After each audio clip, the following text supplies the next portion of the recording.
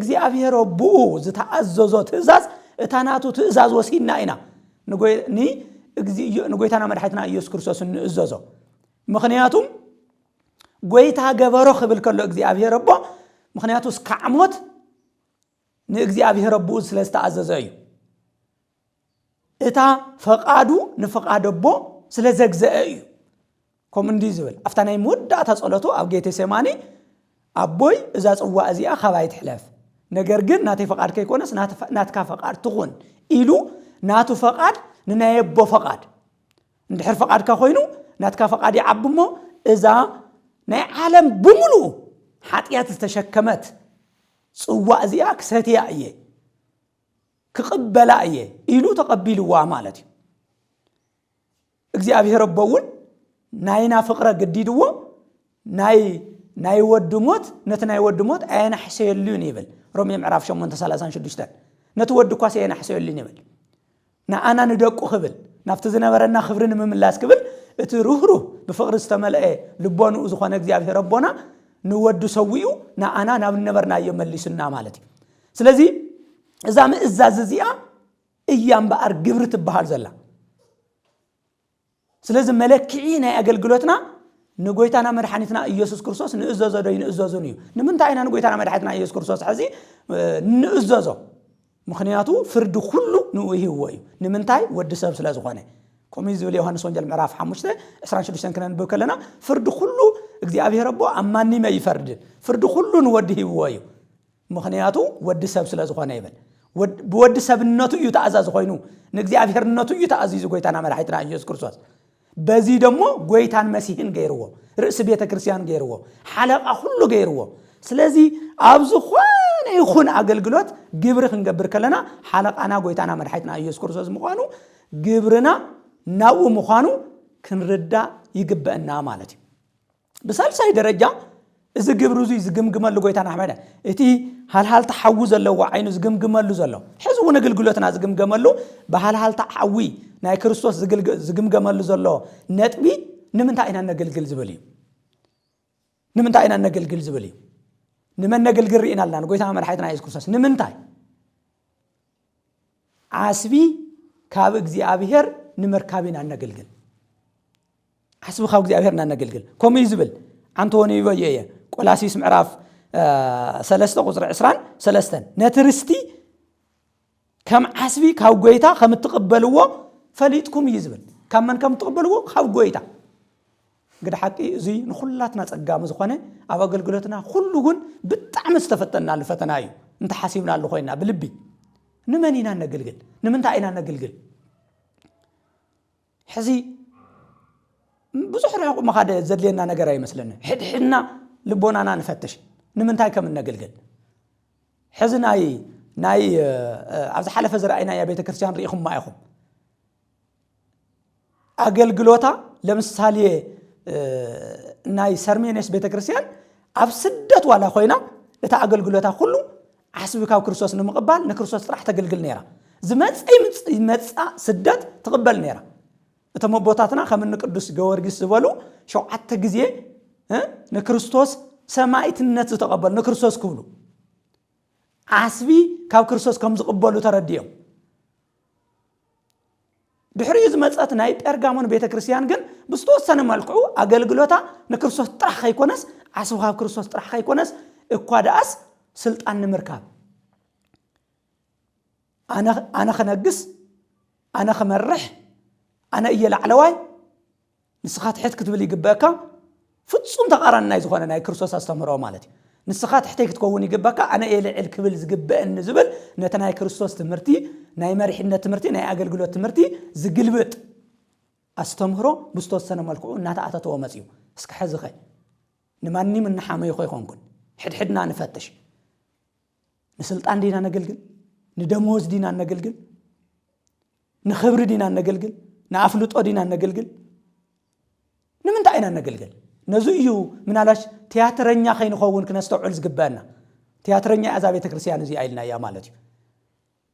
ኣብ መድረኽ ካልእያ ብልቦና ደሞ ካልእያ ብእግዚአብሔር ዓይኒ ካልእያ ብሰባት ዓይኒ ደሞ ካልእያ ስለዚህ ንመን ኢና ነገልግል قصيل خمصي خالي نتبلا استغمغمت له بزي تناغرو سلازي ندموس دينا نغلغل طرح دموس تزي هاليو خنغلغل نخيل دو كبر خاب سبات تزي رخيبنا خنغلغل نخيل دو سلطان تزي هاليو خنغلغل نخيل دو نغزي ابير طرح عسو خاب زي ابير نبركا بزح غزي ريخم تخونكم نمو مصحف قدوس عسبنا نرخو اب ايترنيتي يو اب زلعلماونت يو كريستوس مس مصاي ام مدري نركبنا ولكو يخونن ندموز ينسرحنا ولكو يخونن ايونو نقدم يتوانا ነገር ሓደ መጀመሪያ خنساخሎ ዝግባ ቀደም ሰዓዊ አንቶና ወልኩ ነረ መንግስቶ ወጽድቆ መጀመሪያ እሱ መንግስቶ ወጽድቆ ወእምድሪያው ይተወሰከኩም እዩ አገልግሎቱን መጀመሪያ እግዚአብሔር ቀጽይሉ ካልኦት ሳልሳይ ደረጃ ንሕና አይና ንረከብ አብ ሳልሳይ ደረጃ ካብዛ ዓለም ክረخو ዝግበና ነገር ወን ክረከብ ንኸሊና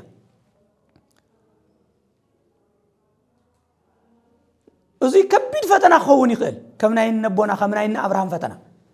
قد حق حد غزي ناينا ابراهام فتنا نحنا دق ابراهام ينانبل ግን ግብረ አብርሃም ይንገብረን ኮም ይዝወለም ጎይታና መድኃኒትና ኢየሱስ ክርስቶስ ንቶም ፈሪሳውያን ሰዱቃውያን ንስኻትኩም ደቅ አብርሃም ይናትብሉ ወለደ አብርሃም ይናይኹም ትብሉ ነገር ግን ግብረ አብርሃም አይትገብሩን ይኹም እኳ ዳስ ንስኻትኩም ካብቦኹም ካብ ዲያብሎስ ይኹም ይልዎም አብ ዮሐንስ ወንጌል ምዕራፍ 8 ግብረ አብርሃም ታይ ነይሩ قد حق نحنا ግብረ አብርሃም ንኸተልዶ ግብረ አብርሃም እንደስታውሰው እስከ በሐጽር ኸሳውሰኩም ግብረ አብርሃም መጀመሪያ አብራውያን ምዕራፍ 11 5 ተነገረ ታሪክና አብርሃም ተጋድሎና አብርሃም አብራውያን ምዕራፍ 11 በዝርዝር እንረኸወይና ካብ ቁጥር 9 ተጀምርና አካባቢ ናብነት መንፈስ ቅዱስ ታይዝ መስከረልና አብርሃም መጀመሪያ ናበይ ከም ዝኸይድ ከይፈለጠ ንእግዚአብሔር ተአዚዙ ናበይ ከም ዝኸይድ ውጣ ስለስተባለ ሀገሩ ጎረቤቱ ቤተሰቡ ዝነበረ ሁሉ ዝለመደ ነገር ሁሉ ገዲፉ ናበይ ከም ዝኸይድ ተአዚዙ እስኪ ንሕና ንኸይድ ሕዚ ሕቶታት ደይና ብዝሕን ናበይና ክንከይድ አው ኸንታየሎ ዝምችዱ ይምቹን አየር ኮንዲሽን እንታይ ይመስል ተም ሰባት ባህሪያቶም እንታይ ይመስል ኢላ ኮይና ንሓትት ስለዚህ ግብረ አብርሃም እተሓደ ናበይ ከም ዝኸይድ ተይፈለጠ ተአዚዙ ግብሩ ፈጽሙ ማለት እዩ ኣብ ግብረ የዝን ይኹስካ ሓዚ ካብ ርእስ ኸይትወጹኒ እቲ ከም ሃልሃልታ በሃልሃልታ ዓይኒ ክርስቶስ ዝምልከቶ ዘሎ እዩ ናይ አብርሃም ግብርን ይኩም ደይብልኩም ዝብል እዩ ተመገምገሚ ነዚ ናይ ቲያትሮን ቤተክርስቲያን ዝተገምገመሉ እውን እዩ ስለዚህ ኩሉ ነገር ስለ ክርስቶስ ኢልካ ምሕዳግ ቀሊል ነገር አይኮነን ምክንያቱ ዓስቢ ካብ እግዚአብሔር ዘሁ እዚ ስለ ዝኾነ በኻላይ ደረጃ ከሕጽረልኩም አብርሃም ካውዚ ጀሚሩ 10 ፈተናታት ተፈቲኑ እዩ እትናይ በበላ 10 ዝነበረ ፈተና ግን ግደ ሓቂ ካፍትናይ መጀመሪያ ፈተና ካፍቲ እትፈትዎ ዓድኻ እትፈትዎም ቤተሰብካ እትፈትዎ ዝለመድካዮ ቦታን ዓለምን ደሞ ኩላትና ከም ነስታውሶ ግደ ሓቂ በተመጽሐፍ ቅዱስ ቋንቋ ምድረ እስራኤል ማዓርን ጸባን እተፈስስ እንተተባሃለት በመንፈሳውነት እንበር እቲ አብርሃም ዝተወለደሉ ቦታ ኡር ዝበሃል መጀመሪያ አብርሃም ዝነበረሉ ቦታ በምድራው መለክ እንተ ዝልካ በጣም ለምለም ዝኾነ በጣም ምድራው ሀፍት ዘለዎ እቲ መጀመሪያ ዝነበረ ቦታ እዩ ካፍቱ በጣም ሀፍት ዘለዎ ለምለም ዝኾነ ቦታ ክልተ በጣም ኣብ ኤደን ገነት ዝተገለጡ ኤፍራጥስን ጤግሮስን ዝበሃሉ ዓመት ካብ ዓመት ፈሲሶም ዘይውድኡ ዓመት ካብ ዓመት ዝፈሱ ሰፊሕ መስኖን አትክልትን ልምዓትን ዘለዎ ሃገር እዩ ጸዊዕዎ እዚ ሁሉ ገዲፉ ካብ ምውጻእ ግን እቲ በጣም አብርሃም ዝተፈተሉ ፈተና ግን ተስታውሱ ይኹም ምስ ወጻኻ እንድሕር ወጺኻ ኮይንካ በታ ኣነ ዝህበካ ውሉድ ሰለስተ እዚ ኩሉ እንድሕር ገይሩ ወጺኡ እንድሕር ተኣዚዙ ኮይኑ እዚ ግብሩ እዚ እንድሕር ፈጺሙ ሰለስተ በረከታት እዮም ጽበይዎ አብርሃም መጀመሪያ ውሉድ ክበካ እየ በቲ ዝህበካ ውሉድ ደሞ እዛ ምድረ ርስት ዝተባሃለት ከነአን ክትመልኣ ኢኻ ከም ሰማይ ከዋኽብቲ ከም ሓሸዋ ምድረ ክትከውን ኢኻ ክትባዛሕ ኢኻ በዚ ውሉድ እዚ እውን ደሞ ህዝብና አሕዛብ በኣኻ ክባረኹ እዮም ዝብል ቃል ኪዳን ይሂብዎ ትብጣዕሚ ዝገርመኒ ምናልባሽ ንኣኻትኩም እውን ከግርም ዝኽእል ሓሳብ ግን ድሓር ዝሃቦ ፈተና ግን ነዞም በረከታት እዚኦም ነዚ ቃል ኪዳን እዚ ፈጺሙ ዘጥፍእን ዘፈርስን እዩ ነይሩ ታይልዎ ነቲ በቲ ዝህበካ ውሉድ ከም ሰማይ ከዋኽብቲ ከም ሓሸዋ ምድሪ ክትከውን ኢኻ ዝተባሃለ ነቲ ኣብ ከነአን ምድሪ ክትበዝሕ ዝተባሃለ ውሉዱ ይስሐቅ ነቲ ህዝብን አሕዛብን ክባረኹሉ እዮም ዝባረኹሉ ክርስቶስ ክመጽእ እዩ ዝተባሃለሉ ወዱ መስዋዕት ጌርካ ናይ ቅርበለ ኢልዎ ስለዚህ ከማንም ሰብ ከማና እንታይ መበልና ነርና ዋ እዚማ ህዝብና አሕዛብ ባእኻ ክባረኹ እዮም ብኡ ክባረኹ እዮም ይኮልካኒ ንሱ ንሕርሰው እየ ኮይነ እትብራኹ ካበይ ክመጽእ እቶም አሕዛብን ህዝብን ከመይ ገይሮም በይኑ መስመር ሓደ ክኾኑ እንድሕር ወሰው እየማ ንበለ ነይሩ ዋ ከመይ ገርካማ እንድሕር ዝየጥፈ እየ ኮይነማ እቲ ንስኻ ዝኣተኻለይ ቃል ኪዳን ከም ሰማይ ከዋኽብቲ ከም ሓሸዋ ምድሪ ክትበዚሕኻ ዝበልካኒ ከመይ ገይርማ ክካናወን ምበለ ነይሩ ከም ሰብ መጠን ዋ ከመይ ገይሩማ እቲ ናይ ድሕነት መንገዲ ባእኻ እዩ ዝበልካኒ ከመይ ገይሩማ ክፍጸም እንድሕር ዳኣተ ሓደ ወደይ ናይ መወዳእታ እንድሕር ሰው እየ ኮይነ ምበለ ነይሩ ከም ሰብ መጠን እዚ ኩሉ ኣይበለን አብርሃም እኳ ዳኣስ ብልቡ ሰውኡ 3 መዓልትን 3 ለይትን እቲ ዝኩሉ ተስፋ ዝተነገረሉ ይስሐቅ ንምስዋ ናብ ሞሪያ ምድሪ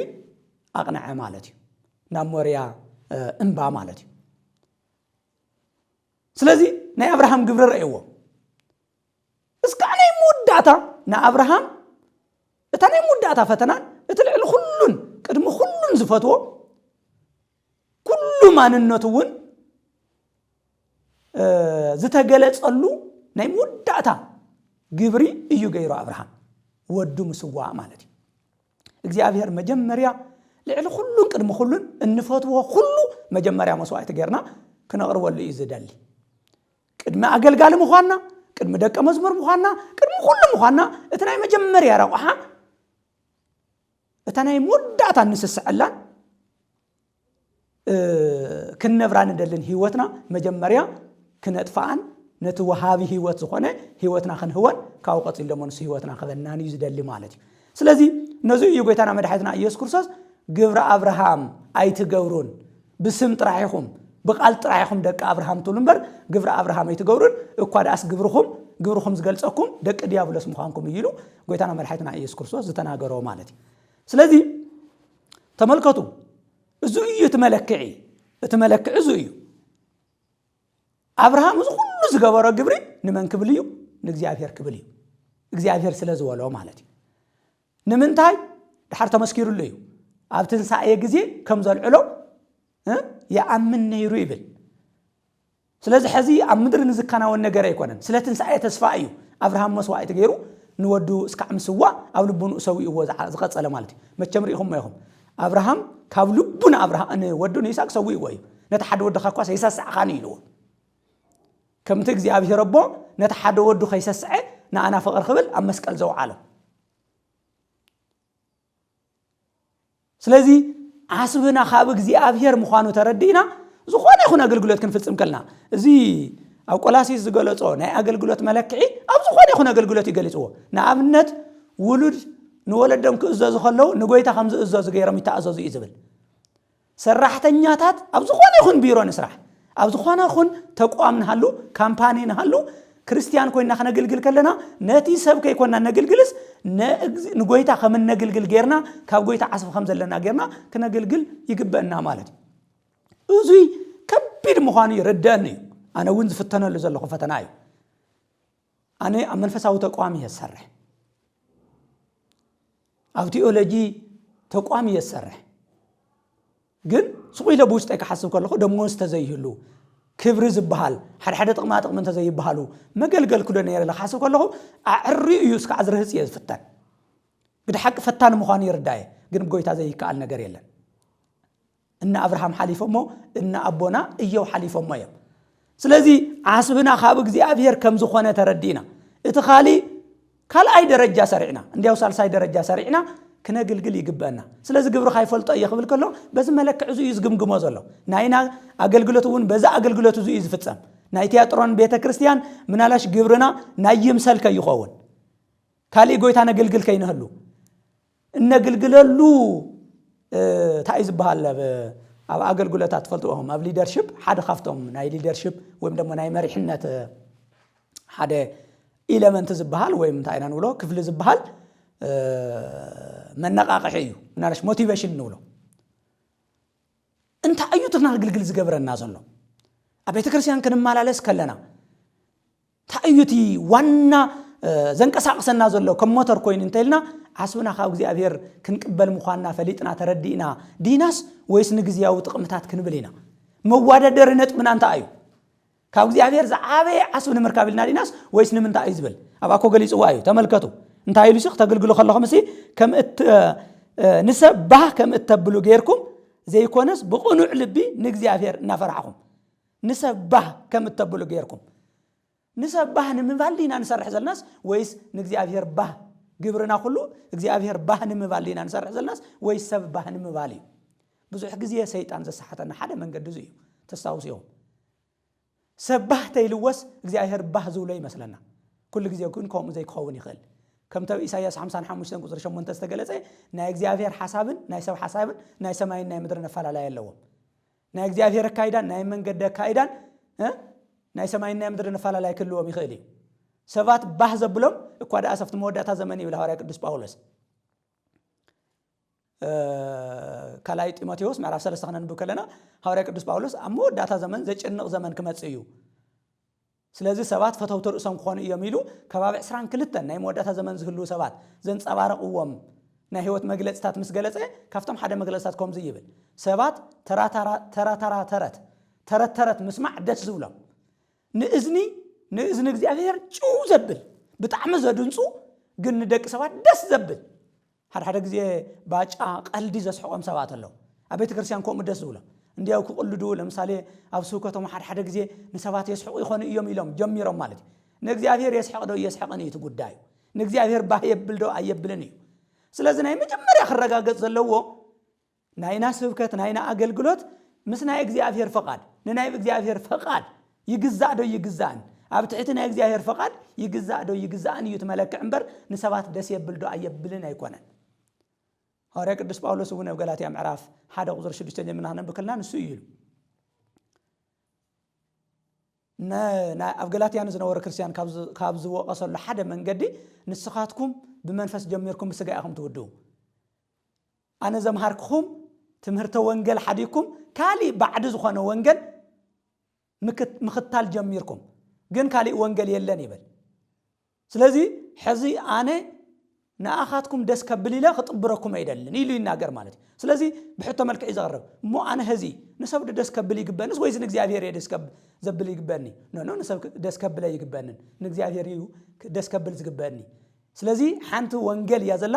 ካብ ጎይታና ካብ መድሓኒትና ካብ ኢየሱስ ክርስቶስ ዝተቀበልኩዋ ወንጌል ያዘላ ንሳይ ሕዝውን ክነግረኩም ዝደሊ ስለዚህ ናፍቲ ዝነበርኩሞ ናብ መንፈስ ተመለሱ ኢሉ ነቶም ናይ ገላትያ ሰባት መልእኽቲ ጽሒፍሎም ማለት እዩ ስለዚህ ናይ አገልግሎትና መለክዒ ንመን እዩ ደስ ዘብል መጀመርያ ክነለክዕ ኣለና እግዚአብሔር ደስ የብሎ ድዩ በዛ አገልግሎቱ እዚ እግዚአብሔር ደስ ይብሎ ዶ መቸም እግዚአብሔር ጉድለት አለዎ ይኾነ ደስ ብሎ ኩላትና ከም ንፈልጦ እግዚአብሔር ሙሉእ እዩ ግን ናይ እግዚአብሔር ፈቃድ ክንፍጽም ከለና እቲ ናይ እግዚአብሔር ደስታና ኣና ይኾነልና ህይወትና ውኢና ንረኽባ ወናተ ሐዋርያ ቅዱስ ጳውሎስ እውን ኣብ እስር ቤት ኮይኑ ካብ ጽሓፎም መልእኽታት ትፈልጥዎ ኢኹም ካብቶም መልእኽታት ፊልጵስዩስ እዩ ኣብ ፊልጵስዩስ መልእኽቱ ምዕራፍ 4 ደስ ይበልኩም ደጊመ ይብለለኹ ብክርስቶስ ደስ ይበልኩም እዩ ዝበለ ስለዚህ ናይና ደስታ ካብ እግዚአብሔር ዝፍልፍል ምዃኑን ምንጩ ክርስቶስ ምዃኑን ስለዚህ እንሰርሖም ስራሕቲ ብምልኦም ንሰብ ደስታ ከይኮነስ ንእግዚአብሔር ደስታ ምዃኖም ክንርዳእ ይግበና መለክዒ እዚ እዩ ንእግዚአብሔር ደስ ዘብል ተኮይኑ ብእግዚአብሔር ደስ ዝብሎም ሰባት ክድሰቱ እዮም እግዚአብሔር ደስ ዘይብሎም ደሞ ምክንያቱም ብእግዚአብሔር ደስ ዘይብሎም ንሕና ንገብሮ ነገር ደስ ከብሎም አይኽእል ስለዚህ ሕዚ ታይዙ ዘለኹ ታይልዎን ዝናይ ቲያትሮን መልአኽ ግብርኻ ይፈልጦ እየ ታይ ይፈልጦ እየ ዝብል ግብርኻ ካመን ከም ዝፍልፍል መሰረት ገይረ ይፈልጦ እየ ካብ መንፈስ ቅዱስ ዝተዋሃበካ ግብሪ ክትፍጽም ይግበአካ በኻላይ ደረጃ ንመን ከም ትግልግል ዘለኻ ግብርኻ ይፈልጦ እየ ንጎይታ ከተግልግል ይግበአካ ግብርኻ ንምንታይ ኢልካ ተገልግሎ ከም ዘለኻ እፈልጥ እየ ስለዚህ ዓስብኻ እግዚአብሔር ክትረክብ ኢልካ ክትግልግል ይግበአካ ግብርኻ ንመን ንምሕጓስ ኢልካ እትገብሮ ከም ዘለኻ እፈልጥ እየ ንእግዚአብሔር ንምሕጓስ ኢልካ ክትገብሮ ይግበአካ ኢሉ በዚ መገምገም እዚ እዩ እግዚአብሔር ዝግምግመና ግዳ ሓቂ ናይ ቲያትሮን ቤተክርስቲያን ኮነት ንሕና ኮና ኣብ ክርስትና ክንነብር ከለና ግብርና በዝመልክዕ ዙ እዩ ዝግምገም ሕድሕድና ንገብራ ምምሳል ድያ ኣስመሳይነት ድያ ወይስ ብሓቂ ድያ ካብ ልቢ እግዚአብሔር በዘን ዝበልናየን መገምገምታት ዝግምግማ ድያስ ኩላትና ክንግምግምን ክንርእን እዩ ዝግበአናና እዚ እዩ ተሓደ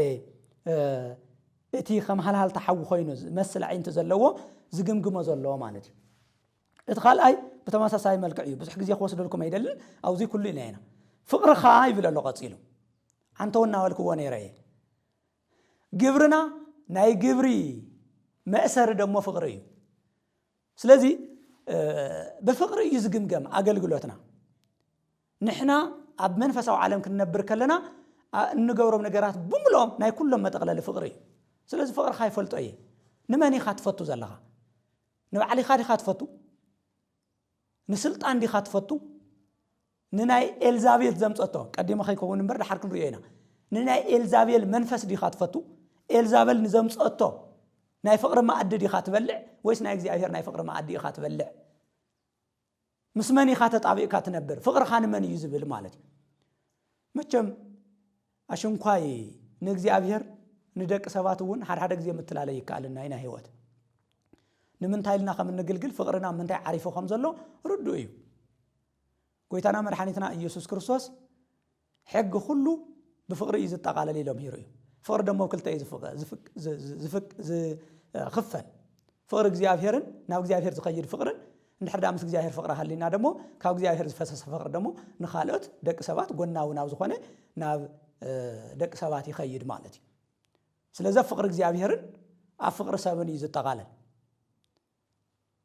ስለዚ ከም ማቴዎስ ወንጌል ምዕራፍ 19 ነንቦ ተስታውሲኡም ንሕና እዘን ፍቅርታት እዚኣተን ኣባና ለዋደ የለዋንስ ጎይታና መድሓኒትና ኢየሱስ ክርስቶስ በቲ ሓዊ ዝኾነ ዓይኑ በቲ ከመሃላል ተሓዊ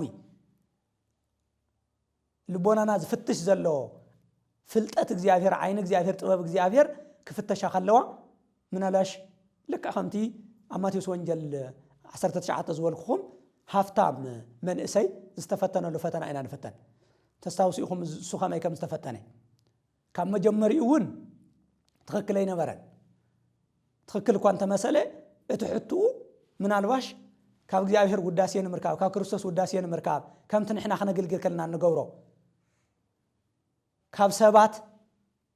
ሙጎሳ ንምርካብ ኣፍልጦ ንምርካብ ኢሉ እዩ መፅኡ መጀመርያ ትሕቶ ባዕሉ ቅንዕና ይነበረን እና ናይ ዘለዓለም ህይወት ክረክብሲ እንታይ ከገብረለኒ ኢሉ ይሓቲቱ ዋ ንምንታይ ተሓትቱ ኢልዎ ኣብ ሕገ ፅኒዕኻ እንዲኻ ናይ ሕጊ ምሁር ኢኻ ትፈልጥ ኢኻ ኣብ ዘዳግመን እዩ ካዮ ኢኻ ስለዚ እተን ትእዛዛት ፈፅም እዩ ናይ ዘለዓለም ህይወት ትረክብ ትእዛዛት ፈፅም ዋ መንሳተን ድማ ካብ ህፃንነተይ ጀሚረስ ይፈልጠን እየ ይኽተለን እየ ኢሉ ብሓቂ ግን ይኽተለን ነይሩ እንታይ እየን ኢሉ ሓቲቱ ያው ጎይታና መድሓኒትና ኢየሱስ ክርስቶስ መሊሱሉ እዩ ብኩሉ ሓይልኻ ብኩሉ ነፍስኻ ብኩሉ መናኻ ንእግዚአብሔር ፍተዎ እታ ካልአይቲ ደሞ ብፃይካ ጎረቤትካ ከመኻ ዝበለ ሰብ ከም ነፍስኻ ጌርካ ፍቶ ዝብላ ኢሉ ኣይ እዚኣተን ድማ ካብ ህፃንነተይ ጀሚረ ይፈልጠን እየ ይኽተለን ነይረ እየ ኢሉ መሊሱ በሊልዎ ኣብዚ ኣያት መፅታ ፈተና መለክዒ ንእግዚአብሔር ንፈትዎ ዲና ይንፈትወን ንእግዚአብሔር ንኽተሎ ዲና ይንኽተለን ኣብዚ ኣያት መፅእ በል እንድሕር ዳ ብፁዕ ክትከውን ደሊኻ ዘለካ ንብረት ኩሉ ሸይጥካ ተኸተለኒ ኢልዎ መቸም ተመልከቱ ሕዚ ልዕሊ እግዚአብሔር ንብረቱ ሃፍቱ ዝኽተል ምንባር ሰብ ግልጽ እዩ ምንም ትርጓመ የለን ማለት ከይተናገረስ ገዲፍዎ እዩ ነቲ ህይወት ዝኾነ ክርስቶስ ገዲፍዎ እዩ ኸይዱ ምክንያቱ ልዕሊ ክርስቶስ ንብረቱ ይወልጾ ሃፍቱ ይወልጾ ጥዕንኡ ይወልጾ ስለዚ ፍቅሪ ኻሲ ይፈልጦ እየ ልዕሊ ህይወትካ ልዕሊ ንብረትካ ልዕሊ ጥዕናኻ ልዕሊ ኾን ለመናኻ ዲኻ ትፈትወኒ እዩ ሓደ ግዜ ኣብ መንፈሳዊ ዓለም ክንነብር ከለና ምንም እኳ ሰይጣን ሕማቕ ነገር ፈተና ዝበሃል ሽግር ዝበሃል መከራ ዝበሃል ንኣና ካብ እግዚአብሔር ንምውፃእ ካብ እግዚአብሔር ንምፍላይን ካብ እግዚአብሔር ንምፍታሕን ዘምፅኦ እንተኾነ ሕማቕ ዝበሃል ነገር እግዚአብሔር ይፈጠረን እግዚአብሔር የምፀን ናይ ሰይጣንን ደቂ ሰባት ደሞ ካብ ሰይጣን ዝተቀበልዎን እዩ ግን እግዚአብሔር ይመስገን እግዚአብሔር ደግሞ ነተ ሰይጣን ዘምጾ ፈተና ሓደ ጊዜ እግዚአብሔር ንሕና ኣብ እግዚአብሔር ምህላውናን ዘይ ምህላውናን እንፍተነሉን ዝረጋገጸሉን መንገድ ገይሩ ወሲድዎ እዩ ንኣብነት ናይ ኢዮብ ታሪክ ምስተዋስ የድልይ ኢዮብ ንእግዚአብሔር ዝፈትዎ ዝነበረ ንብረቱ ደቁ ሃፍቱ ኢብን ጥዕንኡ መሰረት ገይረ ይኮነን እግዚአብሔር ከም እግዚአብሔር ነቱ ይዝፈትዎ ነይሩ ምንም እኳ ኢዮብ ብድሕሪኡ እንታይ ይግበር ከም ዘሎ ኣብ ወንበር እግዚአብሔር እንታይ ይግበር ከም ዘሎ ሰይጣን እንታይ ኢሉ ከም ዝኸሶ ዘሎ እኳ እንተዘይተረድአ ነገር ግን ሰይጣን ብዙሕ ግዜ ኣብ ቅድሚ እግዚአብሔር ሕዝቡና ኣይናኹም ዝኸሰና ዘሎ ኣይ እገለ ወይም ዲያቆን እገለ ወይም ቀሲስ እገለ ወይም ኤጲስቆጶስ እገለ ወይም ሊቀ ጳጳስ እገለ ወይም ፓትርያርክ እገለ ወይም ፖፕ እገለ ንኣኻ ዘኽብረካ ዘለኮ ኣብ ገዛኻ ዝነብር ዘለኮ ዘገልግል ዘለኮ ስልጣን ስለ ዝሃብካዮ ሃፍቲ ስለ ዝሃብካዮ ክብሪ ስለ ዝሃብካዮ ብሰባት ስለ ዝኽበር እምበር እዚኦም ኩሎም ተተወስዶም ነርካ ሓዲጉ እኳ ጥንጢን እኳ ኸይድ ነይሩ ኢልና ኣለ ይዝኸሰና እዚ ክንፈልጥ ይግበና ንእዮብ ከምኡ እዩ ኸሲስዎ እዮብ እማ እንታይ ከፊእዎ ንኣብነት ንምንታይ ዘየመስግነካ 10 ውሉድ ኣለውዎ መዓት ኣውዕር እኒሄዎ መዓት ኣግማል እኒሄዎ ጤለ በጊዕ እኒሄዎ ሃፍቲ ምድሪ ሃፍቲ ገነት እኒሄዎ ኢሉ ኸሲስዎ ኣይ እሱ መሰረት ገይረ ይኮነን ዘምልኸኒ ዘሎ ዝእዘኒ ዘሎ መስዋዕቲ ዘቕርብ ዘሎ እዚኦም ኩሎም ተዘይህልውን እዮብ ካብ ኣቋሙ ፈጺሙ ፈንተኸ ይብልን ስለዚህ እንተደሊኻ ፈትን ኢልዎ ሰይጣን መጽኡ ፈቲንዎ ኣብ ሓንቲ ፀሓይ ሓደ ተናጊሩ ኸይወፀ 4 ናይ ሓዘን ተናገርቲ እናመፁ ነጊሮሞ እቶም ብጣዕሚ ዝፈትዎም ደቁ ተይፈተው ብምልኦም ሲኢንዎም ስለዚህ ኣብ ምዕራፍ 1 እዮብ ከም እንንቦ እግዚአብሔር ይሁን ነይሩ እግዚአብሔር ወሲድዎ ናይ እግዚአብሔር ስም ዝተመስገነ ይሁን ኢሉ ዕርፍ ኢሉ እንደገና ሰይጣን ተመሊሱ ምስቶም ንጹሃን መላእክት ቀሪቡን እግዚአብሔር ንኽስ ቀሪቡ ቶም ንጹሃን መላእክቲ ምስቶም ካልኦት ደቂ ሰባት ይዝብል ነቶም ካልኦት መገልገልቲ ይዝብል ቶም ካልኦት መገልገልቲ ካልኦት መላእክት እዮም ንሰናይ ነገር ክላኣኹ ኣብ ቅድሚ እግዚአብሔር ቆይሞም ንሱ ግን ንኽሲ እንደገና ኣብ ቅድሚ እግዚአብሔር ቆይሙ ኣበይ ነርካ መጽኢኻ እንተበሎ ምድሪ ዘይረያ መጽኢየ ሞን እዮብ ወደይ ርኢኻዮ ዶ ተመልኪትካዮ ዶ ምሰሎ ወሪአዮ ሞንታይ ከፊእዎ ጥዕና ኮለዎ ምናልባሽ ተመሊሱ ክሰርሕ ይኸውን ስለዚህ ኣብ ጥዕንኡ እንተመጽኢኻዮ ገዲፍ እኳ ኸይድ የግልግለካን ኢልዎ ክሕደካ ኢልዎ እግዚአብሔር ደሞ በለብ ህይወት ኸይት መጸንበር ኣብ ስጉእ ነብዕ ጽምቱን ክደ ኢልዎ ተመልከቱ ስጉእ ወዲስ ዕጽምቱ ተይተረፈ ተበሊዑ ከም ዝነበረ እዮብ ይነግረና ግን ኣዳም ዝነበሮ ነገር ሃፍተ ገነት ኩሉ ሂቡ ዕጽምቱ እውን ሂቡ ስጉእ እውን ሂቡ ግን እግዚአብሔር ኣይክሓደን እግዚአብሔር እውን ምንም መልሲ ይሃወን ካብ ምዕራፍ 1 ጀምርና እስካብ 37 እዮብ ክነንብብ ከለና እግዚአብሔር ድምፂ ኣይተናገሮን ኣብ ጸልማት ውሽጢ ነይሩ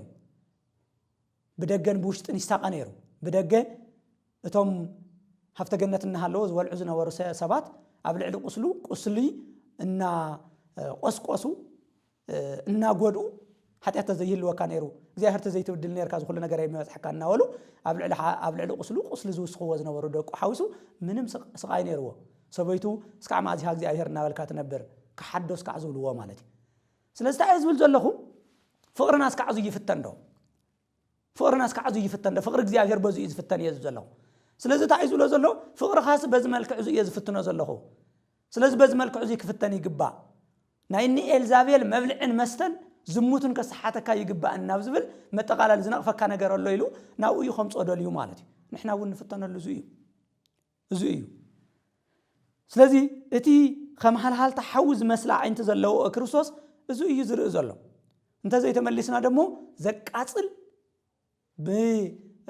ኣብ ሓዊ ከም ዝረሰነ ነሃስ ኮይኑ እግሩ ይረአየና ኣሎ ማለት እዩ ስለዚ ምድርን እንታይ ይብል ፍቲ ዮሐንስ ኣፍቲ ማቴዎስ ወንጌል ከም ተሳውስዎ ሰማይ መንበረ እዩ ምድር ደሞ እንታይ እያ መኸየዲ እግረ እያ ከም ሓዊ እያ ትኸውን ሓዊ እያ ትኾነና ምክንያቱ ክርስቶስ ፍርዲ ኩሉ ተዋሂብዎ እዩ ኩሉ ፍርዲ እዩ ናይ ሰማይን ናይ ምድር ናይ ትሕቲ ምድርን እዩ ምንም ጂኦግራፊ ዝበሃል ቦታ ዝበሃል የለን ናይ እግዚአብሔር ዘይኮነ ኩሉ ኣብ ትሕቲ ናይ ክርስቶስ ንኣብነት ኣብቲ ክርስቶስ ምመፀኮ እቶም ንክርስቶስ ዘይተቐበሉ ንሰይጣን ዝተኸተሉን እኮ ኣብ ትሕቲ ናይ ክርስቶስ እግሪ ተረጊፆም ኣብ ሓዊ እኮ እዮም ዝነብሩ ኣብ ትሕቲ ናይ ክርስቶስ ፍርዲ እዮም ዝነብሩ ካብዙይ ንምውፃእ إذن أي لما أنت تمرتي نتيا ترانستو هذا تمرتي كم هرنا يجبأ مالتي سلسلة دا يجبأنا أقل جزنا فقرنا نبوز إزلكا إمنتنا ونكمو إمنتنا ون كيس سالاج وكم إمنتنا ون بزملك زي تفتنا بحوز زي تفتنا إمنت خونا يغل فتي مخوم يزول إمنتكم بحوه تفتني يا زبل قبركم بحول فقرنا بحوه فتني تعجزتنا ونكمو من أين نعجز لنا من لاش أدفينا حاولنا نمتقعديو نممسال ديو جزيسك عن مركب ديو حيلسك عن تأخذ دينا ويس تعجزتنا خاوك زي أبيار زمات كابنا يكرسوس تعجز استقاد حيو اسك عموت دينا نعجز سلازي مبقر يتهال حالتا خم حالتا حوز مسل عين تزلو أقارون زين صبارق نهاس زمسل ودك زيافير بزملك عزو يزقمقمنا مالتي سلازي بتنسو زداليو بتناي قالوا مسارت بتمزول كوا مسارت خونا لنا ناك زيافير قدس فغادي خونا لنا سلازي قصة 10 تشعته ازي كله زفلت مخانو خنردا يقبا قد حقي ازي ندحر دا نمنتاي كم نقل زلنا زيافير كل نقر نقور نقر بتناتو ملكعي بتناينا خيكونس بتناتو ملكع زلكو مخانو ندحر زي تردينا أقلقلوتنان دخامنان كله كنت خيخون كاب حزي بدن بغيرنا بتقالو مسارات كنبري قبأنا مالتي قصر عسرا قنا حزي قصيلو نقفيتا اي سلازي اتنقفيتا كفتم لعلى زولكم استتحزي قنا نتا نبيت إيه النابلت نتوم أقلقلتي كمنزرون نتعوتات استسوئ خبالعن التمهرومن التسعطو من زلا إلزابيل اتبهال سبيتي سق إلكا بمرأيخا إن فكا اللهو يبل مالتي سلازي مجمريا ياو بتاريك إلزابيل منيا خابيز مسأتيا انتا إيا غيرا زبل استوسنا ملكع تاريكاوي أمساتsa أرينا كاو أو حديث كيدان نابنت أو تياترون بيت كريستيان أو قدما يكفل زمان مالتي بخال أي درجة دمو حزي أو هيوتنا ناي إلزابيل تمرتي ناي إلزابيل ناي سحتات منقدي تأيو نيرو بخما إذا قل الزبل مستوسنا خنرئينا مالتي مو إلزابيل من الواش بيت زمن نسو بتي أفت قدامي سمن قدامي كفل زمن ويم دمو من الواش إلزابيل نفلتا ياو مس أكا أفز بحالنا إسرائيل نقص بزنبرا ركبنا أفت زمن نسو بزقبرتو تاريكنا نفلتا مالتي سلازيك الملدة كريستوس من الواش عامة مراتو يكرتا شاو عايش شامنا يكفل زمن عدلاي تخوينو تخكلنيا عامة مراتو ممساي كاليو سلازيك الملدة كريستوس نو حزب لا زمانات زنبرة تاريخيو ناي أكا أف زمان مالتي سلاز سمعتنا أكا أف معز كم زنبرة تي مصحف نغست بمراي كاو 16 قداماي نغست كاو 16 اسكا 20 كلتن اسكا 21 زلو تقلل تاريخ بمنباب كرخون نخلينا بحفشاز تاريخ زي او إنان لخونا إلزابيل ناي أكا أفن مالتي سلازي دحر بايتا إلزابيل كرخلنا بحفشا بتغزي نسوت إراساويت زغونات ويم دمو نا فونيشياويت زغونات فونيشيا ناتبهال اي زصواع نيرو فونيشيا مالت اني طيروس سيدونانا سرابتا زبحالا كتماتات بفلاي ابولي كيدان سرابتا نطيروس لمثالي سرابتا مسننا إلسا تاريخ اتحيزنا نفلطو تاريخ زلوا طيروس دمو مس غويتانا مدحيتنا ኢየሱስ ክርስቶስ ናብ طيروس مخادو ዝነበረ ታሪክ اتحيزنا نفلطو سيدوناون كوم ማለት እዩ ለምሳሌ ሲዶናዊ ዝኾነት ማቴዎስ ወንጌል ምዕራፍ 15 أنا إسرائيل نبر نتوم صفو إسرائيلاويان نبر ني خالوته يمصاخوني لو استناغروا له غزي سلازي انجران ولد نبر نخالوته يوهابني لو استناغروا له غزي اي اتوم اخلاباتو ونكو كافت زودقه ترفرافي ولعيو ميلا امنتا زغلص سبيتي اتنبروا له زنبرات عالميو فنيشيا مالت سلازي اني طيروس اني سرابتا اني سيدونا زبحالا ختماتا زنبروا له زماني بخالي اغلالصا زي هاغرو زي በዛሓዚ ሰዓት ሊባኖስ እናተባሃለ ዝጽዋዕ እዩ ካብ እስራኤል ንሰሜን ገጹ ዝርከብ ያው ሕዚ እስራኤልና ሊባኖሳውያን ዝዋግእሉ ዘለው ሂዝቦላህና እስራኤል ዝዋግእሉ ዘለው ቦታታት ዝርከበሉ ቦታ እዩ ማለት እዩ ስለዚህ በተናይ ቀደም ፎኒሽያ እዩ ዝበሃል ነይሩ ኣብ ፎኒሽያ ውስጥ ደግሞ እነ ጢሮስ እነ ሲዶና እነ ሰራፕታ ነይረን ማለት እዩ ስለዚህ ጢሮሳዊት ከም ዝኾነት እዩ ዝንገር ኤልዛቤል ማለት እዩ ስለዚህ አሕዛባዊት እያ ካብ ሞዓባውያን ወገን እውን እያ ማለት እዩ ስለዚህ እዛ ኤልዛቤል እዚኣ ንእስራኤላዊ ዝኾነ ኣክዓብ ዝበሃል ንጉስ ዝተመርዓወትን ኣክዓብ ዘእተዋን እያ ነይራ ብሓፈሻ ከመይ እዮም ተራኺቦም ኤልዛቤልን ኣክዓብን ድሕሪልና ኣክዓብ ኣብ ዘመኑ ናብ ሊባኖስ በዛሕ ሰዓት ናብ ሊባኖስ ወይም ደግሞ ከም ዝበልክዎ ናብ ፎኒሽያ ኣብ ዝኸደሉ ግዜ ምስዛ ሰበይቲ እዚኣ ኤት በዓል እዩ ዝበሃል ኣቦኣ ናብቲ ኤት በዓል ዝበሃል ገዛ ወይም ደግሞ ናብ ሊባኖስ ይኸይድ እሞ ድሓር ኤልዛቤል ብጣዕሚ ብስጋዊ መልክዓ ቆንጆ ስለ ዝነበረት ንሓዳር ወይም ደግሞ ቃል ኪዳን ምናለሽ ቃል ኪዳን ኮንትራት ክንብሎት ናቶም ዝነበረ ምክንያቱ ቃል ኪዳን ዘይፈርስ ነገር ስለ ዝኾነ ማለት እዩ ስለዚህ እግዚአብሔር ደግሞ ጥንቂቅዎም እስራኤላውያን ምስ አሕዛባውያን ምስ ዘያኣምኑ ሰባት እስራኤላዊ ምስ ዘይኮነ ከይዋሰው ሰብኣይ ምስ እስራኤላዊ ዘይኮነ ሰበይቲ ደግሞ ምስ እስራኤላዊ ዘይኮነ ሰብኣይ ከይዋሰው እግዚአብሔር ጥንቂቅዎም እዩ ምክንያቱ ዝተቀደሰ ህዝብን ዝረኸሰ ህዝብን ሓቢሩ ክነብር ስለ ዘይክእል በቲ ሽዑ ዝነበረ ናይ ጽድቅ መለክዕ ማለት እዩ በቲ ናይ ብሉይ ኪዳን ስለዚህ ናብ ሊባኖስ ከይዱ ንዛ ሰበይቲ እዚኣ ንኽመርዓዋ እያ ሓቲቱ ስለዚህ ኤልዛቤል ደግሞ ቀላል ሰበይቲ ነበረትን እኳ ዳኣስ ኣብቲ መጽሓፍ እውን ከም ዝነግረና ከም ነብይት ንባዕላ እትገልጽ ሰበይቲ እያ ነይራ ከም ነብይ ገይራ ትገልጽ መቸም ነብይ ንፈልጦ ኢና ነብይ ማለት እግዚአብሔር ዝመረጾ እግዚአብሔር ዝሓረዮ ናይ እግዚአብሔር ቃል ዝናገር ካልእተይ ተረፈስ መጻእያት እውን ጽባሕ ዝኸውን ነገር እውን ድሕሪ ጽባሕ ዝኸውን እውን ድሕሪ ብዙሕ ዓመታት ዝኸውን እውን ነገር ዝናገር ገይሩ ዝሓስብ ኢና ከምኡ ገይራ ትሓስብ ነብይት ዝኾነት እያ ነብይ እየ ኢላ እተኣምን እያ ነይራ ማለት እዩ ስለዚህ ሓደ ነገር እያ ሓቲታ ናይ መጀመርያ ድሕሪ ዳኣ ክትምርዓወኒ ኮይንካ ሓደ ነገር ክተማልእ ቃል ኪዳን ክትኣትወለ ይግብአካ እያ ኢላ ኤልዛቤል ኣክዓብ ደሞ ጥራሕ እሽበልኒ ሕራ ይበልኒ እምበር ዝበልክዮ ነገር ፍጹም ፀገም የለን ከማልእልክ እየ ኢልዋ ህዝ ተመልከቱ ናይ ኤልዛቤል ሕቶ ግን ናይ ምድራዊ ነገር ኣይነበረ ናይ ካልእ ኣይነበረ ምስ መንፈሳውነት ዝተሓዝ እሹ ተይልዋ ንሓደ ግዜ ንሓዋሩን ኣክዓብ ምስ እግዚአብሔር ምስ ትዝመርሖ ምስ ተሓላቁ ዝኾነ እግዚአብሔር አንተወና ወልኩ ነይረ ኣክዓብ ኣገልጋሊ እግዚአብሔር እዩ ሕዚ ሓለቁ እግዚአብሔር እዩ እስራኤል ዝነበሩ ነገስታት ወላኳ እግዚአብሔር ነገስታት ገይሩ ይሃቦም ንእስራኤላውያን እምበር ናይ ላዕለዋይ ሓለቃን መራሕን እግዚአብሔር እዩ ሕዝውን ናብ ጦርነት ክወጽእ ከለሁ ናብ ሕድሕድ ነገር ክገብሩ ከለሁ እግዚአብሔር ምስኣቶም እንታይ ዘይሃልዩ ተሸኒፎም እዮም ዝመጹ አንተ ወይለ እየ ናይ አገልግል ናይ አገልግሎት መለክዕ ማለት እዩ ስለዚ ሓለቆም እግዚአብሔር እዩ መርሐዮም እግዚአብሔር እዩ ንሱ ውሉዱ እዮም ሰብኣዮም እውን እግዚአብሔር እዩ ኣክዓብ እዚ ሕዚ ኤልዛቤል እተሓቶ ዘላ ረቆሓ እንድሕረ ማሊኡ ኮይኑ ካብ እግዚአብሔር ሓለቃነት ይወድቕ ካብ እግዚአብሔር ውሉድነት ይለቅቕ ብጠቕላላ ምስ እግዚአብሔር ዝነበረ ርክብ እዩ ዝቋረጽ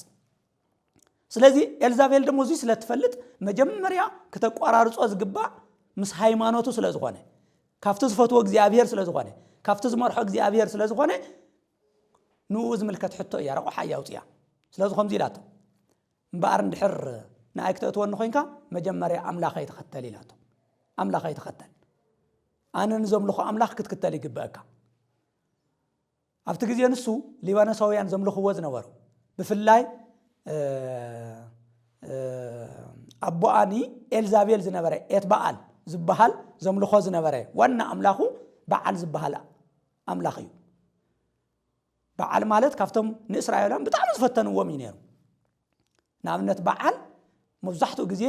ምስ ጽጌያት ዝተሓሓዝ እዩ ንኣብነት ንዝመኸና ደቂ ኣንስትዮ ውሉድ ዝህብ ምድሪ እንድሕር ደሪቓ ዝናብ ዘዝንብ ፍርያት ዝህብ ገይሮም እዮም ዝኣምንዎ ነይሮም በዓል ኣምልኾ ጣዖት እዩ ማለት እዩ ስለዚ እንድሕር ትወስደኒ ኮይንካ ናብ ምድሪ እስራኤል ምስ ኣምላኸይ ምስ በዓል ኢኻ ትወስደኒ ስለዚ ኣብቲ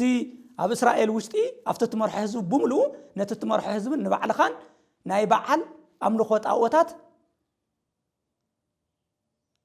ናይ ኣምልኾ ስፍራታት ሰሪዕኻ ኣብቲ ናይ በዓል ኣምልኾ ስፍራታት ደሞ ዘገልገሉ ካህናተ ጣዖት 400 ናይ በዓል ጣዖታት 450 ደሞ ናይ ኣስሮስ ቆማ ዓይነት ምናልባት ስሙ ናይ ዝበሃል ናይ ኣምልኾ ጣዖት ብድምሩ 850 ናይ ኣምልኾ ጣዖት ኣገልገልቲ ካህናት ንሳቶም እውን ምሳና ክጓዓዙ ክእለለዎም ጠቅላላ ኣብ ሊባኖስ ዘሎ እምነት ብምሉእ ናይ በዓል ኣምልኾ ናብ እስራኤል ክትኣታት ኣለዎ ህዝብኻ እውን ከምኡ ክትእዝዝ ዘለካ ንባዕልኻ እውን ንስኹ ክትከተል ኣለካ እንድሕር ንኣይ ክትእትወኒ ኮይንካ ዝብል ረቑሓ እያ ኣውፅያ ታይ ዝበሃል ኣሎ ዲቁና ያ ዝሃበ ዘዳቆነ እንታይ በአማርኛ ይመስለኒ ዲቁና ዝሃበ ሰይጣንሲ ከየቀሸሸካ ይተርፍን ይበሃልና ሓደ ግዜ ብሰይጣን ኣብ ሰይጣን ቁጥጥር ስለዝኣተወ ኣካብ ምንም ፀገም የለን እዚ ትሉ የዘለኹ ኩሉ ከማለ እየ ብቻ ንስኺ ሰበይተ ይኩን ኢሉ ሰበይቱ ንባዕላ እና ምስ ሙሉ ናይ በዓል ኣገልገልትን በዓልን ሒዙ ናብ እስራኤል ኣትዩ እስራኤል ከም እስራኤል በዓል ከምልኽ ኣብ ኣምልኾ ጣዖት ከምልኽ ትእዛዝ ኣውፅዩ በዚ መልክዕ እዚ ናይ ኤልዛቤል ታሪክ ይጅምር ማለት እዩ ስለዚ ኣውዚ ተመልከቱ አንተወና ወልኩ ነይረ ናይ መጀመርያ እግዚአብሔር ካባና ዝደልዮ መጀመርያ ልቦናና ፈቃድና ምስ እግዚአብሔር ለዶ የለን ይምበር ካልኦት ንገብሮ መገልግሎታት ኣይኮኑን ክቅድሙ ዘለዎም ኣካብ መጀመርያ ዝመጸቶ ኤልዛቤል ምስ ኣምላኹ ምፍታሕ እዩ ምክንያቱም ኣካብ ምስ እግዚአብሔር ይተመርዒ ዝነብር ነይሩ ሰማዕትና ኩሉ ግዜ ከም ነስታውሶ ኣብ ብሉይ ኪዳን ኮይና ኣብ ሐዲስ ኪዳን ሓደ ዘይተቀየረ ናይ እግዚአብሔርን ናይ ህዝቡን ሕብረት ዝልክዐሉ መለክዕ ዝኾነ ሓደ መለክዕ ኣሎ ንሱ ታዩ ቃል ኪዳን እግዚአብሔር ከም ሰብኣይ ህዝቡ ደሞ ከም ሰበይቲ ገይሩ እዩ ኣብ እስራኤል እውን እግዚአብሔር ዝመርሕ ነይሩ ብዙሕ ግዜ እኮ እስራኤላውያን ኣምልኾ ጣዖት ተፈጸሙ ኣብ ልዕሊ እግዚአብሔር ዝሙት ተፈጸሙ ነታ ዝሙት ትፍጽም ዝነበረት ሰበይቱ ከእትዋን ክምርዓዋን ከም ዘለዎ ንሆሲዕ ነገርዎ እግዚአብሔር እዚ ማለት እዩ እስራኤል ከም እስራኤል ካባይ ወፂኹም ዝሙት ፈጽምኩም ኢኹም ግን ሕዝውን ይቅራ ክብለልኩም እየ እቲ ዝሙትኩም ወጊደ እቲ ኣብ መንጎይን ማንጋኹምን ዝነበረ ሕብረት ዝበጠሰ ሓጢያት ኣምልኾ ጣዖት ኣወጊደ እንደገና ኣነ ንስኻትኩም ብሕብረት ክንነብር ኢና ኢሉ ይናገር ማለት እዩ ስለዚ ኣካብ መጀመርያ ሰማዕትና ከነስታውሶ ዝግባ እንታይ ሓጢያት ይፈጽሙ እንተይልናስ ምስ እግዚአብሔር ዝነበረ ቃል ኪዳን ይፍርሱ ስለዚ ኤልዛቤል ምስ ሙሉ ኣምልኾኣ ምስ ሙሉ ኣገልግሎታ ናብ እስራኤል ኣትያ ኣካብ ደሞ ነዚ ተኸቲሉ ምንባር ጀሚሩ ስለ ታሪክቱ ንምሕፃር ዝኣክል ኤልዛቤል ምስ መፀታ እያ ገይራ ናብ እስራኤል ምስ መፀት ዝኾነ ይኹን ንበዓል ዘየምልኽ ሰብ ኣብ እስራኤል ክነብር የብሉን ኢልካ ኣውጅ እያ ኢላቶ ዝወለተ ነገር ሁሉ ይዝገብር ነይሩ ኣካብ ስለዚ ኸም ኢሉ ኣውጁ ድሓር በዚ ምኽንያቱ እዚ ኣካብ ናይ መጀመርያ መልእኽቲ ዝመጾ ብነብዩ ኤልያስ እዩ ነይሩ ስለዚ ናይ መጀመርያ ጽልእ ዝገጠመት ኤልዛቤል እውን ምስ ነብዩ ኤልያስ እዩ ስለዚ እምበኣር ኢሉ ኤልያስ ተመልከቱ እምበኣር በዓል እንድሕር ደኣ ዝናብ ዘኒቡ እንድሕር ደኣ ፍረ ዝህበኩም ኮይኑ ሕዚ ክርኢና ኣምላኽ ዝናምካ ዕጾ ኢሉ 3 ዓመትን 3 ወርሕን እግዚአብሔር ዝናብ ከየዝንብ ገይርዎ ስለዚ በዓል ኣምላኽ ከም ዘይኾነ ኣቃሊዕዎ ኤልያስ በዚ ምኽንያት እዚ ኤልዛቤል ንኤልያስ ኣሳዲዳቶ ማለት እዩ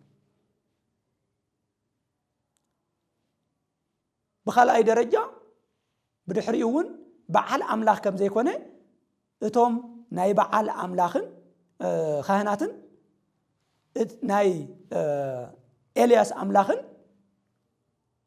أينهم تخكلني أملاخ مخانا ኤልያስ ከርእዮ ስለዝደለየ እግዚአብሔር እምበኣር እስኪ በዓልኩም እትበዓል ትብልዎ አምላኽ ትክክለኛ እግዚአብሔር እንድሕር ኮይኑ ካብ ሰማይ ሓዊ ወሪዳ ነቲ ዘቕርቦ መስዋዕቲ እትበልዕሉ በዚ መልክዕ እዚ ኣይነና ናይጅነና አምላኽ ከም ዝበልጽ ናይጅነና ትክክለኛ አምላኽ ምዃኑን ክንርዳእ መስዋዕቲ ነቕርብሞ ስለዚ እንድሕር ደኣ እትበዓልኩም አምላኽ ኮይኑ ኣነ እውን ተኸቲለ ነቲ በዓልኩም ዝኾነ አምላኽ ይትብልዎ ክኽተል እንድሕር ደኣ እቲ ናተይ አምላኽ ትክክለኛ አምላኽ ኮይንና ካብ ሰማይ ሓዊ አውሪዱ ነታ ዘቕረብክዋ መስዋዕቲ ዝበልዕለይ ኮይኑ ደሞ ንስኻትኩም ኩልኹም ደሞ ነቲ ኣነ ዘምልኹ አምላኽ ከተምልኹ ስለዚ በዚ መልክዕ እዚ እስኪ ናብ እግዚአብሔር ንለምን ንጸሊ መስዋዕቲ ነቕርብሞ ኣዩኑ እዩ ትክክለኛ አምላኽ ንፍለጥ ኢሉ ያው ምስቶም 850 ሓደ ኤልያስ ተወራሪዱ አምላኹ እቲ ትክክለኛ አምላኽ ሓደ አምላኽ ንሱ ከም ዝኾነ ዝተገለጸሉ ታሪክ ነንብብ ማለት እዩ እዚ ኩሉ ዝኸውን ዘሎ ብናይ ኤልዛቤል ኣክዓብ ንኤልዛቤል ምኽታልን እግዚአብሔር ገዲፉ መርዓዊኡ ዝኾነ እግዚአብሔር በዓል ሓዳሩ ዝኾነ እግዚአብሔር ገዲፉ ምስ አምልኾ ጣዖት ምስ በዓልን ንኡ መግለጺ ናይ ዝኾነት ኤልዛቤልን ሓዳር ስለ ዝፈጸመ እዩ ካልእ እውን ኤልዛቤል ዓብይ ሓጢአት ሰሪሓ እያ ነቲ ብንጽህና እግዚአብሔር ዘገልግል ዝነበረ ናቡትየ ዝበሃል ጻድቕ በቲ ናይ ብሉይ ኪዳን መለክዕ ዝነበረ ጻድቕ ሰብ እውን ዝነበሮ መሬት መንጢላ ንምንታይ ኢሉ ፍትሕን ተጠይቀ ንምንታይ ፍትሒ ተጠይቀ ኢላ ዘቕተለት እያ ስለዚ በዚ ኩሉ ነገር እዚ እያ ኤልዛቤል ትፍለጥ ማለት እዩ ብሓፈሻ ናይ ኤልዛቤል መንፈስ ኣብ ቲያጥሮን ህዚ ዝሰርሕ ዘሎ ምናላ ሸባና ኣቡነ ቤተክርስትያን ዝሰርሕ ዘሎ ናይ ኤልዛቤል መንፈስ ታእዩቶ ኢልና ካብ እግዚአብሔር ወፃእ ኮይንና እንነብሮ እንገብሮ ግብሪ እንፈትዎ ዝኾነ ይኹን ነገር ስለ ካብ እግዚአብሔር ወፃኢ ንዝኾነ ነገር ኢልና ንዕገሶ ትዕግስቲ እንገብሮ ግብሪ ብምልኡ ነዚ መንፈስ እዚ ዝምልከት ናይ ኤልዛቤል መንፈስ እዩ ናይ ኤልዛቤል መንፈስ ናይ ኤልዛቤል ስራሕቲ ኣብ ዘመን ጥራሕ ዘብቃዕ ኣይኮነን ሕዚ እውን ዝቕፅል ዘሎ እየ ቤተክርስትያን ንኡ የብራ ዮሃንስ ኣብ ቲያጥሮን ቤተክርስትያን ተንፀባሪቑ ዘሎ ምናላ ሸባና እውን ይንፀባረቕ ይህሉ ሕዚ ስለዚ ነብይት እውን ኣይኮነትን ምክንያቱ ነብይ እግዚአብሔር እዩ ነቶም ትክክለኛ ነቢያት ቃል አምላኽ እናለኣኸ ንእስራኤላውያን ዝመርሕ ኤልያስ እምበር ነብይት ኣይነበረትን ከም በዕላ ከም ነብይ ገይራ እትቆፅር ዝነበረት ቀፂላ ነቶም አገልገልቲ እግዚአብሔር ዝነበሩ ከምንዝሩን ንጣዖት ዝተሰውአ ክበልዑን እትምህሮምን ተስሕቶምን ዝነበረት ምዃና ይናገር ማለት እዩ منزرنا أما صحف قدس سفيح تنتاني زلوي أتنا مجمريا منزرنا أبرومية خمنا نبور رومية معرف حدا خلنا نبوك لنا خمسة زبلك على له نتي أدم دحرود كات أدم دك سوات عنا مقبار جميرنا نفترة زخانة نجر نتي ملك عن مثل نجزيافير بفترة تكينا نتي فترة እግዚአብሔር ዝፈጠረው ፍጥረት ከምና እግዚአብሔር መልክዕን ምስልን ጌርና አይና መምላኽ ጀሚርና አይዝበል ስለዚ ዝሙት ክበሃል ከሎ መንዝርና ክበሃል ከሎ በዋናነት ቁጥር ሓደ ካብ እግዚአብሔር ዘውፅናን ካብ ሕብረት እግዚአብሔርን ካብ ሓድነት እግዚአብሔርን ካብቲ መልክዕናን ምስልናን ዝኾነ እግዚአብሔር ዝፈልየና ዝኾነ ይኹን ነገር እዩ እዚ ካብ ምንታይ እዩ ዝጅምር ካብ በዓልትና እዩ ዝጅምር ካብ በዓልትና ወላሂ ሓደ ግዜ ክንሰምዕ ከለናስ ብዙ حدش ነገር ፍልስፍና ዘሎ ይመስለና ዓለም حدش ፍልስፍና እኮ የለና ዓለም መጀመሪያ አዳም ፍልስፍና እዩ ዘሎ አዳም መጀመሪያ አይትብላ አየስ ተባለ መብልዑ ካብ እግዚአብሔር ሕብረት ይፈልይዎ ግን ምንታይ ካብ እግዚአብሔር ሕብረት ተፈልዩ አዳም ዝበልካነ ነገር ይገብርን ክብል ከለስ ንመጀመሪያ ግዜ ከም አምላኽ ገይሩ ዝቆፀረን ዋዕሉ እዩ ንባዕሉ መምላኽ እዩ ገይሩ እዚ ደሞ አምልኾ ጣዖት እዩ ዝሙት እዩ ምንዝርና እዩ ስለዚህ ካብ ሕብረት ምፍላይ ካብ ሕብረት እግዚአብሔር ምፍላይ እዩ እቲ ናይ መጀመሪያ ታይዲ ዝብል ዘሎ ምንም ኮትርጉመ የለን አዳም ታይ ዝብል ዘሎ ካብና አኻሲ እንብክብል ከለ ይዘዝን ክብል ከሎ አይ ካብና አኻሲ ንባዕለይ መፍታዊ ሕሸን ኢሉ እኮ እዩ ልዕል እግዚአብሔር ንባዕሉ ስለ ዝፈተወ እኮ እዩ ልዕል እግዚአብሔር ንባዕሉ ስለ ዘኽበረ እኮ እዩ ልዕል ድምፂ እግዚአብሔር ንናይ ባዕሉ ድምፂ ስለ ዝተኸተለ እኮ እዩ لعل مس እግዚአብሔር منبار مسبع علي منبار يحشني سين مالت حاتيات مالت كون سو ني مجمري حاتيات كو سب كافتي زفطرو እግዚአብሔር كافتي هوتو زخونه كافتناي كل ነገር ፍልፍል زخونه ናይ ሰናይ ነገር ሁሉ ፍልፍል زخونه እግዚአብሔር ሕብረት ክፍለ خلاي ስለዚህ ታያ ጌራ ኤልዛቤል ናምንታይ እስራኤል ተአታትያ ከምት ዝበልኩዎ ኤልዛ አካአብን ህዝቡን ብሙሎም እግዚአብሔር ሰብአይን ኮይኑ እግዚአብሔር መራሒን ኮይኑ እግዚአብሔር ሁሉ ነገርን ኮይኑ ዝነበሩ ካብ እግዚአብሔር ዝፍለይሉን ካሕረት እግዚአብሔር ዝንጸሉን ትምርት ሒዛአትያ ምስ በዓል ዝጣወቀሉ ምስ በዓል ሓዳር ዝገብሩሉ እያታአታትያ ማለት እዩ ንሱ ጥራሕ አይኮነን ዝተሰውእ ክበልዑ ዝብል ማለት እዩ ብዙሕ ግዜ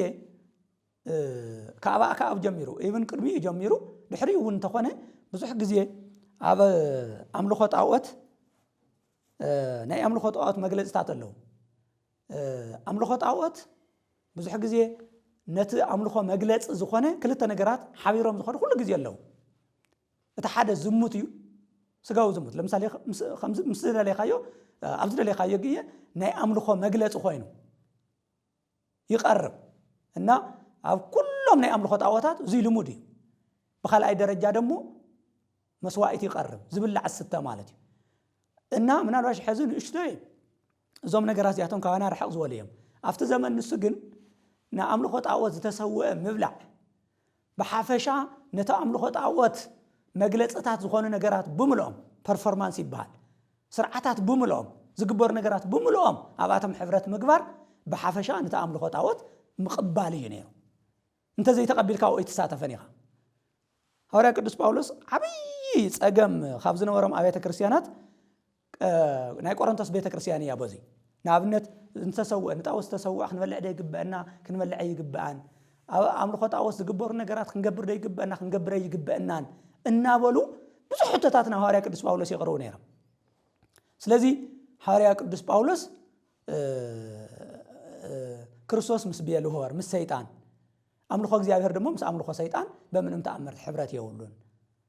ስለዚ ምስኡ ምሕባር ማለት ኣው ተሳትፎ ምግባር ማለት ነታ ኣምላኽ ከም ኣምላኽነቱ ምቅባል ማለት እዩ ስለዚ ኾነ ንሱ ክትገብሮ ይግባእን ኢሉ ከምህሮም ንረክብ ማለት እዩ ሕዚ እውን ከምኡ ይዝብል ዘሎ ንቲያጥሮን ቤተክርስትያን ዝገጠማ ፀገም ንሱ እዩ ንኣብነት ካብ እግዚአብሔር ሕብረት ፈልዮም ካብ እግዚአብሔር ሕብረት ዝተፈለዩ ምዃኖም መግለጽታት ዝኾኑ ንኣምልኾ ጣዖት ዝቐርቡ መስዋዕትታትን ዝተሰውኡ መስዋዕትታትን እንደገና ኣብኡ ዝግበር ምንዝርናን ዝቕበሉ ነይሮም ማለት እዩ ኣፍተናይ ቲያጥሮን ቤተክርስትያን ማለት እዩ ስለዚ በዚ መልክዕ እዚ እያ እምበር ኤልዛቤል እስራኤላውያን ካብ እግዚአብሔር ፋቲሓ እንደገና ቤተክርስትያን ደሞ ንሽዑ ግዜ ነታ ቲያጥሮን ቤተክርስትያን ሕዚ ደሞ ንኣና ካብቲ መርዓዊና ዝኾነ ክርስቶስ እትፈልየና ማለት እዩ ስለዚ ዝኾነ ይኹን ነገር እግዚአብሔር ዝሃበና ነገር ካብ ሕብረት እግዚአብሔር ክፈልየና ይግባእ ዝብላዕ ዝስተ ሓዳር ቅዱስ ነገር ይኹላትና ከም ነስታውሶ እኳ ዳስ ክርስቶስ ቀደም ከምኡ ይነበረን ይሉ ናፍትናይ ቀደም ዝነበረ ዘፍጥረት ምዕራፍ 2 ማቴዎስ ወንጌል ምዕራፍ 10 ሻኽነን ብከለና ቀደም ከምኡ ይነበረን ቀደም ሰብኣይ ኣቦ ነድኡን ሓዲጉ ምስ ሰበይቲ ይጣበቕ ካብ ሓደ ስጋ ይኾኑ እዩ ዝብል እምበር ከምቲ ንስኻትኩም ቤተ ሻማይን ቤተ ሒላልን እትበሃሉ ሙሴ ኣብ ዘዳግም ምዕራፍ 14 ኣዚዙና እንዲዩ ስለዚ ንምንታይ ማኣዚዝና ኢልኩም ሙሴ ዝበለ ንስኻትኩም ትልዎ ዘለኹም ኣይኮነን ሙሴ ዝበለሉ ዋና ምክንያቱም ካብቲ ምስ ሰብኣይ ኮይና ዝበፅሓ ዝነበረ ጥቕዓት እንድሕር ደኣ ዘይወፂኣ ኮይና ኣርዩ ዝገደደ ጥቕዓት ነታ ሰበይቲ ይበፅሓ ስለ ዝነበረ ነታ ትጥቃዕ ዘላ ሰበይቲ ክብል ንኣን ዝተወሰነ እፎይታ ንምሃብ ክብል ካብ ልብኹም ትረት ተበጊሱ እዩ ትእዛዝ ኣዚዝኩም እምበር መጀመርያ ቅድሚ ውድቀት እዚ ነገር እዚ ኣይነበረን ስለዚ ሕዚ ናፍቲ ናይ መጀመርያ ኣዳም ከጣይሾ ከሎ ናፍቲ ቅድሚ ውድቀት እግዚአብሔር ከጣይሾ ከሎ እቲ ሓዳር ክሰርዖ ከሎ ዝነበሮ ሕብረት ናብኡ ክምለስ ክኽእል ኣለዎ መርዓ ማለት ደሞ ናይ ሰብኣይን ሰበይትን ጉዳይ ኣይኮነን ክልተ ተመራዓውቲ ክልተ ሰብ ሓዳር ናይ እግዚአብሔር ሕብረት እዮም ዘንጸባርቑ ንሕና ምስ እግዚአብሔር ዘለና ሕብረት እዮም ዘንጸባርቑ እግዚአብሔር ንኣና እቲ ሰብኣይ እግዚአብሔር ክንደይናይ ንኣና ዝፈትወና ምዃኑ ንሕና ደሞ ንእግዚአብሔር ክንደይናይ ንእዘዞ ምዃንና ኣብ ሓዳር እዩ ዝንጸባረቕና ልዕሊ ሓዳር ልዕሊ ተም ክልተ ሰባት እዩ ሓዳር ኢሉ ናብ መጀመርያ ይመልስዎ ማለት እዩ ስለዚ ኣብ ምድሪ ንገብሮም ነገራት ውህብቶ እግዚአብሔር ዝኾነ ነገርና ሓዳርና ሓዊሱ ብምልኦም እንድሕር ደኣ ናይ እግዚአብሔርን ናይናን ሕብረት ዘየንጸባርቑ ኮይኖም ኣምልኾ ጣዖት እዮም ዝኾኑ እዙ እያ ኤልዛቤል ናብ ቲያጥሮን ቤተክርስቲያን ተኣታትያ ስለዚ እዚ ነገር እዚ ስቕኢልካ ብምርኣይኻ እነቕፈካ ኣለኹ ተባሂሉ ተነቂፉ ማለት እዩ ብፍላይ በዚኣ ክውድእ ብፍላይ ተመልከቱ ሓደ ግዜ መሪሕነት ጽቡቕ ዝመስለና ሰባት ኣለና ሓላፍነት ጽቡቕ ዝመስለና ነገራት ኣለና ሕዚ ዝነቕፎ ዘሎ ስለዚ ኩሉ ጉዳይ ነዚ መራሒ ቤተክርስቲያን እዩ ነዚ ቲያጥሮን ዘሎ ቤተክርስቲያን እዩ ቦቢሉ ነቶም ካልኦት ማለት እዩ ስለዚ ሓላፍነት ክንቅበል ከለና ወይም ደሞ ዝኾነ ስልጣን ክንቅበል ከለና ንውዝ ምጥን ተጠያቅነት ከም ዘለና ተወሳኸ ተጠያቅነት ከም ዘለና ናይ ባዕልትና ተጠያቅናስ እንደገና ናይ ካልኦት እውን ንጥያቅ ምዃንና ቦቢሉ ኢንታ ኣብ ቲያጥሮን ዝነበሩ ህዝበ ክርስቲያን እውን ዝጥይቆም ዘለሞ ብጣዕሚ ጥንቃቄ ክንገብር ይግበአና ስለዚ እዚ ናይ ኤልዛቤል መንፈስ ኣብ ሕድሕድ ህይወትና ኣብ ሕድሕድ ቤተክርስቲያን ከይህሉ ጥንቃቄ ክንገብር ይኽእልና ልዕሊ ዝኾነ ይኹን ነገር ንእግዚአብሔር እነግልግል ምዃንና ልዕሊ ዝኾነ ይኹን ነገር ንእግዚአብሔር ንፈቱ ምዃንና ልዕሊ ዝኾነ ይኹን ነገር እምነትና እግዚአብሔር ምዃኑ እግዚአብሔር ንተኣማመን ምዃንና እንገብሮ ትዕግስቲ ሁሉ ልዕሊ ኩሉን ቅድሚ ኩሉን ንእግዚአብሔር ምዃኑ ክንርዳእ ይግበአና እዚ ንኽኾነልና እዚ ብግዳ ሓቂ እዚ ዝኸውንን እዚ ተግባራዊ ክኸውን ዝኽእልን ኣብ መሬት ዝወርድን እንድሕር ደኣ እግዚአብሔር ባዕሉ በቲ ቅዱስ መንፈሱ ብሓይሊ መንፈስ ቅዱስ እንተሓጊዝና እሞ እቲ ቅዱስ መንፈሱ ኣብ ህይወትና ሃልዩ ኣብ ማእኸልና ሃልዩ ኩሉ ግዜ ኣብ ኢዱ ኢና ዘለና እሞ ካብ ኢዱ ሸታሕታሕቲ ኢልና ከይወደቕና ብሓይሊ ክርስቶስ ብሓይሊ እግዚአብሔር በቲ ቅዱስ መንፈሱ ገይሩ እዚ ዝተናቐፍናሉ ነገር ተወጊዱ እቲ እግዚአብሔር ዝደልዮ ኣባና ክነብር ኣብ ሕብረት ቤተክርስቲያን ክነብር በዚ መልክዕ እዚ ቤተክርስቲያን ከተንጸባረቕ ናይ እግዚአብሔር ቅዱስ ፈቃድ ይኹነልና ንዝነበረና ግዜ ኩሉ እግዚአብሔር ኣምላኽና ዝተመስገነ ይኹን ወስብሐት ለእግዚአብሔር